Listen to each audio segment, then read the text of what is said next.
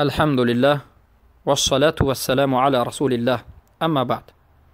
السلام علیکم و رحمت الله و برکاته. برادران زیاد سوال نمودند که در نماز تراویح بعد از هر یک چهار رکعت تسبیحی که خوانده می شود به مانند اینکه سبحان ذی الملک و الملکوت، سبحان ذی العزة والقدرة والکبریاء والجبروت، یا که سبحان الحنان المنان و دو سه نمود از این غزل هایی که البته معنی خوب دارد و در اکثر جا در منطقه آسیای میانه یا که در روسیه مسلمانان بعد از هر یک 4 رکعت تراویح حتما این رو میخوانند و بعضشون این رو سنت میدانند، مستحب میدانند و بعضشون این رو که عبادت میدانند و غیر ذلك. آیا همین از سنت رسول اکرم صلی الله علیه و سلم، از سنت صحیح ثابت شده است یا نه؟ بارک الله فیکم.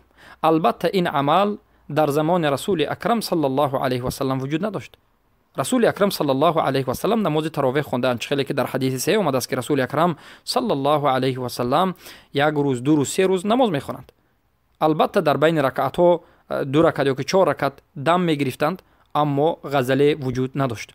یا که بعد از رسول اکرم صلی الله علیه و سلم در زمان ابوبکر، یا که بهتری خوبترش اگر نظر کنیم در زمان عمر ابن الخطاب رضی الله عنه، وقتی که تمام صحابگان به یک امام ابی ابن کعب جمع شدند از پشت این صحابه جلیل رضی الله عنه، از این پشت صحابه یعنی معروف همه قاری اقتدا کردند و نماز خودشون رو تراویح رو میخوندند، 20 رکعت میخوندند، 20 رکعت و با تراویح 20 رکعت. اما آیا هر یک 4 رکعت این چنین غزل رو میخوندند؟ البته نمیخوندند، این چنین عملی وجود نداشت.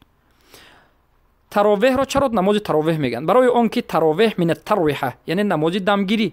هر یک 4 رکعت یک دم میگیرید، یک دقیقه، نیم دقیقه یا 2-3 دقیقه دم میگیرند، نفس میکشند. بعضی ها وضو رو نو میکنند، بعضی ها قضای حاجت میکنند، وضو رو جدید میکنند، بعضی ها به تلاوت قرآن مشغول میشند، بعضی ها آب مینوشند و غیر و ذلك.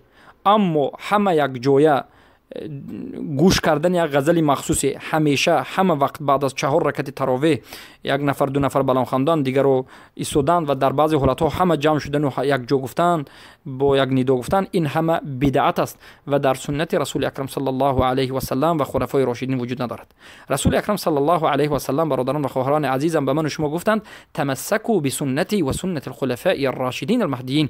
والله اعلم این حدیث از نعمان بن بشیر بود، حدیث صحیح است که رسول اکرم صلی الله علیه و سلم میگن به سنت من چنگ بزنید و به سنت خلفای راشدین که بعد از من می آیند مهدیین ابوبکر و عمر و عثمان علی رضی الله عنهم چنگ بزنید و عضوا علیه بالنواجذ و به دندانهای کرسی چنگ بزنید، یعنی سخت بگیرید و از چیزهای ناپیدا شده به سنت رسول الله و صحابگان دست کشید. پس این چیزی ناپیدا شده است و این چیز در زمان حیات رسول الله، صحابگان، تابعین، تبع تابعین وجود نداشت.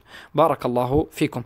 پس هر یک 4 رکعتی که خوانده می شود انسان میتواند وضو بگیرد، کمی دم بگیرد، با یک دوستش یگون صحبت کرده باشد صحبت بکند، یا که حال پرسی بکند، یا که آب بنوشد و غیر ذلك. اما همه یک جای غزل خواندن وجود ندارد، یا ذکر بکند، یا که یک نماز نفل بخواند در 2 رکعت. والله اعلم. پس حکم این عملی ذکر هایی که بعد از هر یک 4 رکعت کردن شد حکمش بدعت است. بارک الله فیکم.